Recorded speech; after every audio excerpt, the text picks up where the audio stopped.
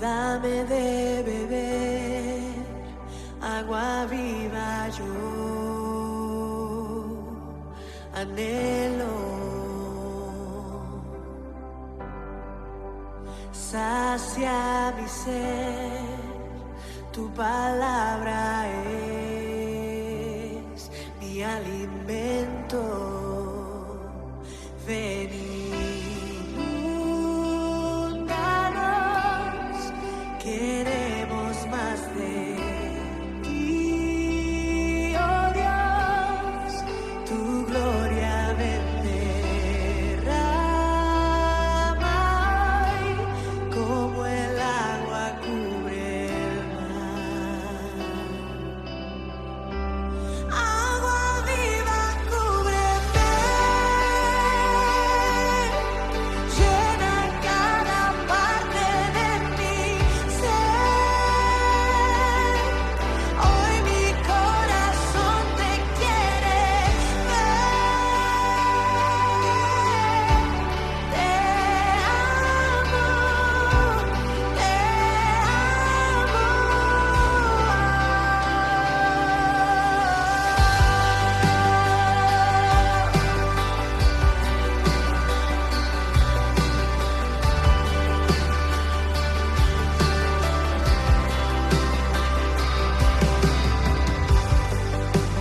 Háblame hoy, tu palabra me da vida. Padre de amor, acércame a ti cada día. Ven, inúndanos, queremos más de ti, oh Dios, tu gloria vete. Dos hermanas. Vine a Dos Hermanas por primera vez en abril de 1957 con José Martínez. La reunión donde prediqué era en una habitación pequeña. Yo dirigía entonces la revista Restauración y pedí a los lectores que enviaran donativos para construir un local en Dos Hermanas. Todo el dinero que se recibió, que figura en las revistas hasta el día de hoy, lo entregué a don José Martínez.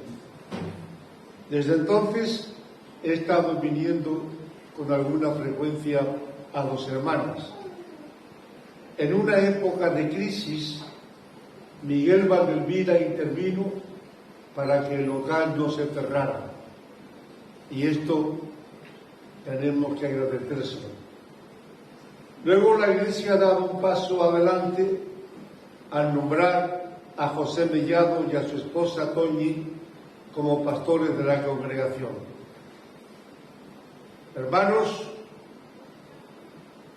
he predicado el Evangelio en 90 países de Europa, de Estados Unidos, América Latina y de otros lugares. Y quiero decirles a ustedes hoy que a un pastor hay que pastorearlo. Es decir, que a un pastor los miembros de la Iglesia deben tratar de ayudarlo, no decir únicamente oro por ti. El trabajo de un pastor es mucho más delicado de lo que pueda parecer, y sobre todo el de la esposa de un pastor. Este matrimonio joven necesita totalmente el respaldo de la congregación, que sigan ustedes apoyándolo, que se preocupen por su bienestar económico y también por su vida espiritual. El pastor necesita desarrollar la vida espiritual para que pueda ayudar a otros. Esta mañana les voy a hablar a ustedes de un tema que se trata muy poco. Estados Unidos ha tenido 45 presidentes. El número 19 fue nada menos que Abraham Lincoln. He leído la biografía de Abraham Lincoln, la vida de él, y dice que cuando le nombraron para el cargo, estaba rodeado de gente muy importante. Una mujer salió de entre la multitud caminando y se puso al lado de él. Fueron a apartarla y él dijo: no, es mi madre. Ustedes conocen al hijo, pero no conocen a la madre. ¿Cuántas veces se predica aquí y en toda España de Cristo? ¿Cuántas veces se predica de la Madre, de la Virgen María? Hubo una época en que la Iglesia Católica decía: los protestantes no creen en la Virgen. ¿Cómo no creer en la Virgen? La Madre de nuestro Salvador. Lo que ocurre es que poníamos a la Madre en su lugar. ¿Por qué le llaman Virgen? Virgen es la mujer que no ha tenido relación sexual. María fue virgen, como dice el credo, en el parto, antes del parto y después del parto, pero no continuó siendo virgen. Les voy a leer un texto en el Evangelio de Mateo. Aconteció que cuando terminó Jesús estas parábolas, se fue de allí y venido a tierra les enseñaba en la sinagoga de ellos, de tal manera que se maravillaban y decían: ¿de dónde tiene esta sabiduría y estos milagros? Y escuchen ahora lo que decían de Cristo. ¿No es este el hijo del carpintero? ¿No se llama su madre María y sus hermanos Jacobo, José, Simón y Judas? ¿No están todas sus hermanas con nosotros? Aquí tenemos a la Virgen María con 4 hijos más, reconocidos por el Evangelio, y al menos con 2 hermanas. De forma que una mujer con 6 hijos no puede seguir siendo virgen. La palabra virgen no cabe en María. Es una palabra muy explotada. Por otro lado, no es cierto lo que dice la Iglesia Católica, que María sea intercesora universal. ¿Saben quién dijo esto? El jesuita Bujanda, en el libro Manual de Teología. Todo lo tengo aquí investigado y documentado para ustedes. Este jesuita dijo: María es intercesora universal. No, señor. El único intermediario entre Dios y nosotros es Jesús. No hay otro. María, decía Alfonso María de Ligorio, es además puerta del cielo. Y escribió estas palabras: ninguno puede estar en el cielo si no es por ella. Pues esto no es verdad, señor Alfonso María de Ligorio. Esto no es lo que enseña la Biblia. La Biblia enseña que Jesús es el camino, la verdad y la vida, y nadie, absolutamente nadie, puede ir al Padre si no puede. Otro atentado contra la Virgen es el de este libro llamado Las Glorias de María, del jesuita Alfonso María de Ligorio. Dice en la página 92 del libro. Sin la intervención de María, no salva Dios a nadie. Y añade, María es omnipotente en salvar a los pecadores. No es cierto. No es cierto. María no es la salvadora, palabra fiel y digna de ser recibida por todos, que Cristo Jesús vino al mundo para salvar a los pecadores. Que María fuera la madre del Salvador, sí, ¿verdad? Pero no la salvadora. Es un título que la Iglesia Católica le da, pero de una forma equivocada. Cuando María visita a su parienta Elizabeth, la madre de Juan el Bautista, lo recordabais. María visita a Elizabeth en un momento de exaltación espiritual. Y entonces María dice, escúchelo bien, lo que dice María: engrandece mi alma al Señor, y mi espíritu se regocija en Dios mi Salvador. Son palabras de la misma Virgen. Mi espíritu se regocija en Dios mi Salvador.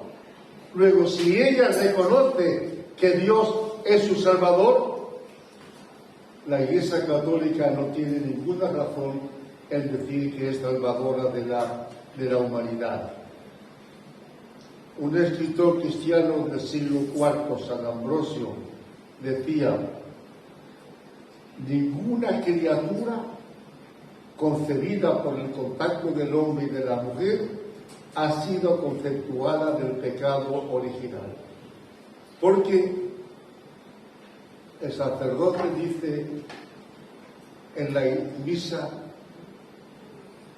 Ave María Purísima, y la gente contesta: concebida, sin pecado concebida.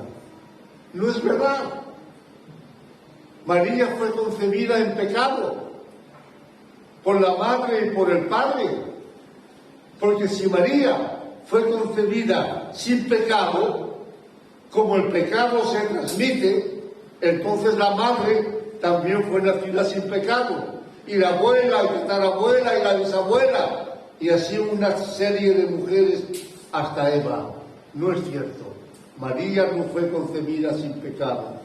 Además, el dogma de la llamada Inmaculada Concepción, el dogma de que María fue concebida sin pecado, es un dogma reciente, es un dogma de antes de ayer. Este dogma fue proclamado por el Papa Pío IX el 8 de diciembre de 1854. Durante 1854 años no se decía que María fue concebida sin pecado. Son ideas acerca de la Virgen María que no coinciden. El único nacido sin pecado, sabemos quién fue: Cristo. Al que no conoció pecado, por nosotros lo hizo pecado, para que nosotros fuésemos hechos justicia de Dios en él. Otra mentira de la Iglesia Católica es decir que María es madre universal de todos nosotros. ¿De dónde saca la idea de que María es madre universal? Se lo voy a decir a ustedes. Cuando Jesús estaba en la cruz, al pie de la cruz, estaba donde debe estar una madre. Estaba la Virgen María. Y estaba también Juan. Cristo mira a la madre. Cristo tenía hermanos, pero no se fiaba de ellos. Mira a la madre y le dice: mujer. Los judíos llamaban a la madre mujer. Mujer, he ahí tu hijo. Y luego le dice a Juan: hijo, he ahí tu madre. Y de este texto la Iglesia Católica saca que María fue madre universal. Fue madre en aquella época la encargó a Juan, no la encargó al resto de la humanidad, no fue madre universal. Pero el gran error de la Iglesia Católica, todavía peor que todos los que he mencionado, es decir que María es madre de Dios. El sacerdote pregunta: ¿Jesucristo es Dios? Sí, Padre. ¿María es madre de Jesucristo? Sí, Padre.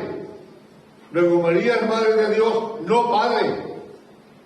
Porque Jesucristo, como dice el credo, era hombre, Dios y hombre verdadero. María era madre de la naturaleza humana de Cristo, no de su naturaleza divina. Porque decimos, a un niño pregunta: papá, ¿de dónde salió Dios? De la nada, hijo mío. Pero luego le decimos: pero Dios tiene madre. ¿Y la madre de dónde salió? De la nada también. Dios y madre de Dios son términos contradictorios. María no fue nunca madre de Dios, fue madre de la naturaleza humana de Jesucristo. Esto es diferente, pero no madre de Dios, porque Dios existía, Cristo existía mucho antes que María. ¿No recuerdan? Juan, en el principio era el Verbo era Dios. Si el Verbo, Cristo, era desde el principio con Dios, María no pudo ser madre del Verbo. No era madre de Dios, era madre de su naturaleza humana. Otro error de la Iglesia Católica es decir que María, cuando muere, subió el cuerpo y alma al cielo. Tampoco es verdad. Cuando Jesucristo muere, después de haberle dicho a Juan: he ahí tu madre, tengo toda la historia documentada para ustedes, Juan se hace cargo de la Virgen María y la lleva a Éfeso, que hoy en día es una ciudad en ruina de Turquía, una ciudad muy importante. En Éfeso muere la Virgen María y allí la entierra. Yo he estado 2 veces en Éfeso y allí está la tumba de la Virgen María. Cuando María muere, indudablemente su alma va inmediatamente al cielo. Era la elegida de Dios. De esto no hay duda. En el mismo instante de nuestra muerte, el alma de María, el espíritu de María, sube a la presencia del Padre, a la eternidad. Pero el cuerpo no. El cuerpo queda en la tierra y está enterrado y está la tumba allí. En Éfeso, un viaje allí se puede comprobar. Hay una tumba donde se pone: esta es la tumba de la Virgen María. No subió en cuerpo y alma. ¿Qué te parece todo lo que te he dicho de la Virgen María? Todos los errores de la Iglesia Católica que quiere enseñarnos acerca de María. Ahora bien, María, como madre, fue una madre ejemplar. Una madre única. Si alguna madre busca modelo, no hay modelo mejor que el de la Virgen María. Hay que ver a la Virgen María en el parto. Han pasado 9 meses de embarazo. La llevan hasta la posada de Belén. Allí da a luz. Y allí las lágrimas de María se convierten en arropo del niño. La madre tiene que estar en el parto con la misma alegría que estuvo la Virgen María. ¿Cómo sería el parto de la Virgen María? Ella iba preparada. Las mujeres pueden aprender mucho de ella. Iba preparada, porque nos dice que cuando nació lo envolvió en pañales. Luego ya llevaba unos pañales. Llegó a la posada de Belén casi de 9 meses pasado, a punto de dar a luz, y allí lo envolvió en pañales. La alegría del parto se impone a cualquier dolor. Ya el Génesis le dice a la mujer que con dolores darían a luz. María también, pero la alegría del parto, la alegría de dar a luz.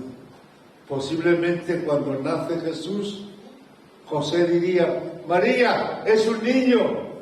María le diría: ya lo sé que es un niño, incluso tengo el nombre ya para el niño que me ha comunicado el Señor.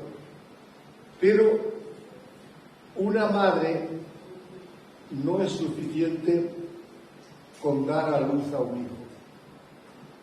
Hay que cuidar al niño. A todas las madres les leo Lucas 2:52.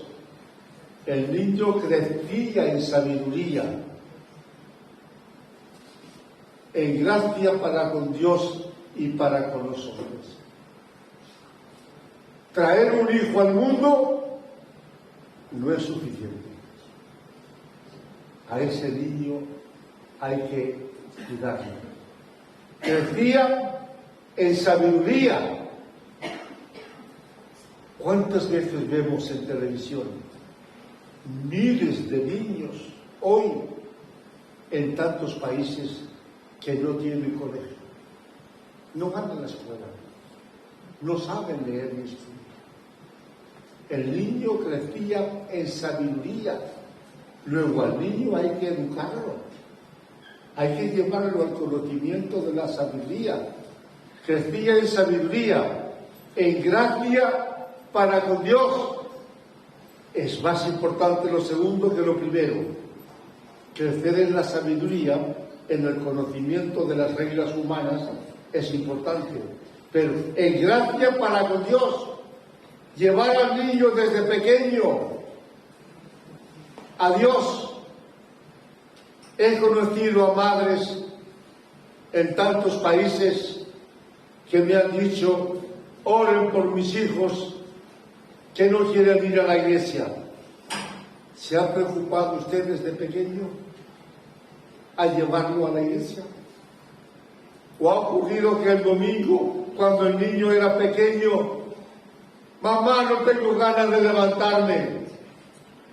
Pues sigue durmiendo, hijo mío.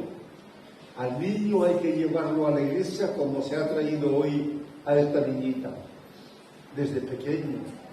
El niño crecía en sabiduría, es decir, en conocimiento humano, en gracia para con Dios, cerca de Dios, y en gracia para con los hombres. ¿Hay gracia en los hijos para con los hombres hoy día? No nos toca más que ver la televisión para saber la falta de respeto de chicos jóvenes, no solamente hacia sus padres, sino también hacia los mayores. En gracia para con los hombres. Hay que educar al niño, enseñar al niño desde pequeño a respetar a los mayores. La televisión nos abruma cuando vemos de tantos chicos jóvenes atropellando a personas mayores. El niño debe ser criado en respeto hacia los mayores. Y ella, María, era una madre irresponsable. Ya tenemos a Jesús creciendo en gracia para con Dios y para con los hombres y en sabiduría. Ahora bien, ¿cómo crecía el niño en sabiduría? el desarrollo humano. ¿Recuerdan ustedes cuando José y María y Jesús van a la gran fiesta en Jerusalén? La madre le había hecho una túnica especial para el niño. Tenía 12 años. Jerusalén se llenaba de judíos. El Salmo 133, mirad cuán delicioso es habitar los hermanos juntos en armonía. No se refiere a hermanos en la iglesia. La iglesia no existía. Se refiere a judíos que iban de todos los lugares del mundo en la semana de la Pascua a Jerusalén. Jerusalén se llenaba de gente. Y María le dice a José: José, ¿por qué no vamos a Jerusalén en esta Pascua y llevamos al niño? María, con tanta gente, ¿qué más da? Somos un matrimonio con un niño, vamos a llevarlo. Yo le he hecho una túnica especial, vamos a vestirlo bien. Lo llevan a Jerusalén. Y llega un momento en que María dice: José, ¿dónde está el niño? Ahí. ¿Ahí dónde? Ahí. ¿Pero dónde ahí? Pero mujer, si lo teníamos a la vista hace un rato. Ya has perdido al niño. Lo has perdido tú lo has perdido. Pero bueno, vamos a buscarlo. ¿Dónde está el niño? Ya lo encontraremos. ¿Pero dónde vamos a encontrarlo? Con miles de personas en Jerusalén. Vamos a buscarlo. Oiga, ¿han visto ustedes a un niño de 12 años con una túnica muy bonita? No, no lo hemos visto. Señora, ¿ha visto usted a un niño? No. Niño, ¿has visto a otro de tu edad? No, no lo hemos visto. José, ya no sabemos dónde está el niño. ¿Y qué hacemos? Pues denunciarlo a la policía y volver a la casa. Pero espérate, José, hemos buscado al niño por todo Jerusalén. Hay un lugar donde no lo hemos buscado. ¿Un lugar donde? En el templo. ¿Pero qué va a hacer un niño con 12 años en el templo? Es el único lugar que nos queda. Van al templo y allí estaba el niño, discutiendo con los doctores, hablando con los doctores. Y María, ¿por qué nos has hecho esto? ¿Qué os he hecho? Que te hemos buscado. La respuesta de Jesús: de niño ya sabía quién era. El jesuita francés Ernesto Renard dice que Jesucristo no sabía que era Dios. Lo supo siempre. El Padre y yo una misma cosa somos. Pero con 12 años le dice a la madre: ¿por qué me buscabais? ¿No sabíais que en la casa de mi Padre me conviene estar? Con 12 años, ¿cuál era la casa del Padre? El templo. ¿Estaba perdido? En el templo no se perdía ningún niño. ¿Dónde están tus hijos? ¿Dónde están? Aquí. Aquí deberían estar. Fuera de aquí, tus hijos se pueden perder. En el alcohol, en la droga, en la violencia, en la falta de respeto a los mayores. Fuera de aquí se pueden perder. Aquí no. Ojalá todos los niños de 12 años de 2 hermanas se perdieran dentro de esta iglesia, porque aquí no estarían perdidos. Haz lo posible, madre, para que tus hijos estén aquí. Es el lugar donde no pueden perderse. Fuera de aquí ya conoces las calles, cómo están las calles. En la casa de mi Padre me conviene estar. Él sabía que el Padre era Dios. Preguntarte: ¿dónde están tus hijos? es preguntarte lo obvio, que tus hijos se pierdan en la iglesia, porque es el lugar donde no están perdidos. ¿Qué edades tienen tus hijos? ¿Son creyentes todos? ¿No son creyentes? ¿No te acompañan a la iglesia? ¿No quieren saber nada de la iglesia? ¿Por qué? ¿Lo has traído a la iglesia desde niño? ¿Has insistido para que vengan a la iglesia? ¿Se han perdido? Se han perdido por no estar aquí. Los niños en el templo no se pueden perder. Pero María era una madre que después del parto, María estaba donde debe estar una madre, en las alegrías. Que tu hijo vuelva del colegio, mamá, fíjate las notas que he sacado. Déjame ahora al niño que estoy haciendo la comida. ¡No! Un motivo de alegría de tu hijo debe ser un motivo de alegría compartido por ti. La alegría de tu hijo debe ser la alegría del padre y de la madre. No digas ahora no tengo tiempo. Dale tiempo cuando veas a tu hijo alegre. ¿Qué hacía la Virgen María? Dicen que Jesús fue invitado a unas bodas. No me sorprende. A Jesús lo invitaban de tantos lugares, pero allí estaba la Virgen María. Allí estaba. Eran unas bodas que en hebreo le llamaban beberías, porque se bebía mucho, hasta el punto que aquellos judíos terminaron con el vino. Y Cristo les hizo otra tinaja de vino bueno. No sé. Cristo en aquella ocasión, el milagro que hizo. Está borracho, toma, borráchate más. Y le da más vino. Pues bueno, era un motivo de alegría. Era una boda de alegría. Y donde estaban las alegrías, allí estaba la madre.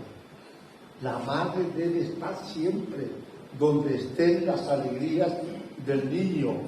Y debe estar también donde esté el dolor del niño. Si tu hijo sufre, en lugar de darte una alegría, allí debes estar tú, sufriendo por él.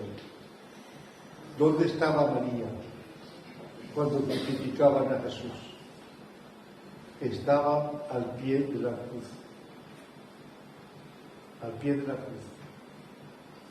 Donde esté tu hijo que sufra, eso lo sabes tú muy bien.